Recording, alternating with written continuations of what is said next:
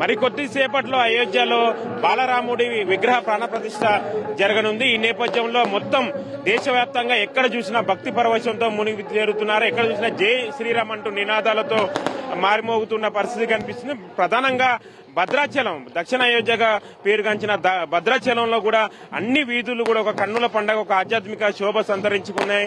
ఈ ఆలయం సంబంధించి భద్రాద్రి రామయ్య ఆలయం సంబంధించి ఈవో ఆధ్వర్యంలో కూడా ప్రత్యేక కార్యక్రమాలకు సంబంధించి నిర్వహిస్తున్నారు. మహిళలు కూడా పెద్ద ఎత్తున పాల్గొని కూడా వాళ్ళు ఈ ర్యాలీలో సంబంధించి పాల్గొన్న పరిస్థితి కనిపిస్తుంది. ప్రస్తుతం మనతోని భద్రాద్రి రామయ్య ఆలయం సంబంధించి ఈవో గారు మనకు అందుబాటులో ఉన్నారు. వారిని అడిగి తెలుసుకునే ప్రయత్నం చేద్దాం. ఎట్లా మరికొద్ది సేపట్లో కూడా బాలరాముడి విగ్రహ ప్రాణ ప్రతిష్ఠ జరగబోతుంది. ఎట్లా?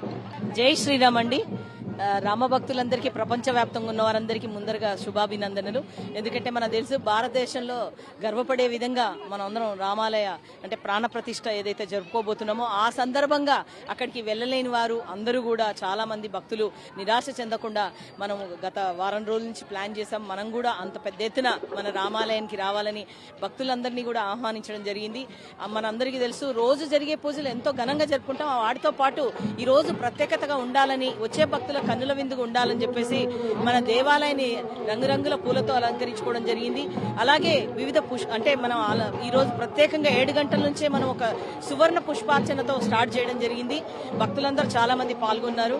సువర్ణ పుష్పార్చనతో పాటు మనం ఇప్పుడు శోభాయాత్ర చూస్తున్నాము.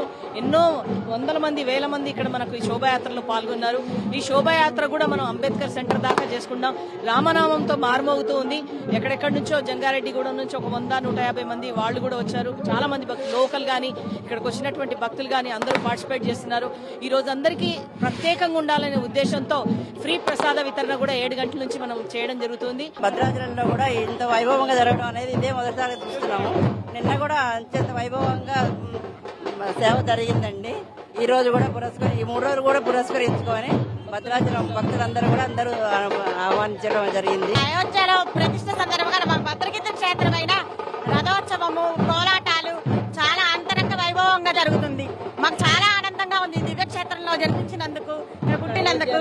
అయోధ్య రాముడు కూడా మాకు ఎల్లవేళలా చల్లగా ఉండాలని కోరుకుంటాం. అయోధ్యలో శ్రీరామ మందిరం, బాలరాముడు మందిరం రావడం మనకు అదృష్టం. చాలా దేశమంతా మనం పండుగ చేసుకుంటున్నాం. అందుకనే మా ఇంటికి రంగులు వేసుకున్నాం, అన్ని వేసుకున్నాం. ఇంకా సంక్రాంతి ఎలాగో ఇలాగే చేసుకున్నాం. మేము మా ఇంటి అంతా సందడి. మన భద్రాచల పుణ్యక్షేత్రంలో అయోధ్యలో ఉన్నంతగా ఉంది ఇక్కడ. ఎందుకంటే ఈ మేళతాళాలతోటి అయోధ్య వెళ్ళలేని వాళ్ళు కూడా ఇక్కడ రామక్షేత్రంలో ఇక్కడ ఉండి అయోధ్యలో ఉన్నంత తృప్తిగా ఉన్నాం మేము, ఆనందంగా. ఎందుకంటే ఇది పూర్వజన్మ సుకృతం.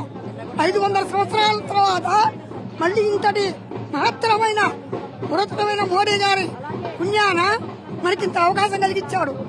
దేశవ్యాప్తంగా ఎక్కడ చూసినా ఇదే సందడికి సంబంధించి ఉంది. జై శ్రీరామ్ అంటూ నినాదాలకు సంబంధించి చేస్తున్నారు. మరి కొద్దిసేపట్లో కూడా అయోధ్యలో కూడా బాలరాముడి విగ్రహ ప్రాణ ప్రతిష్ఠ జరగబోతున్న నేపథ్యంలో మొత్తం భద్రాచలం పట్టణంలో ఒక సందడి వాతావరణంగా శోభయాత్ర సంబంధించి నిర్వహిస్తూ కూడా వాళ్ళు భక్తిని చాటుకుంటున్న పరిస్థితి కనిపిస్తుంది.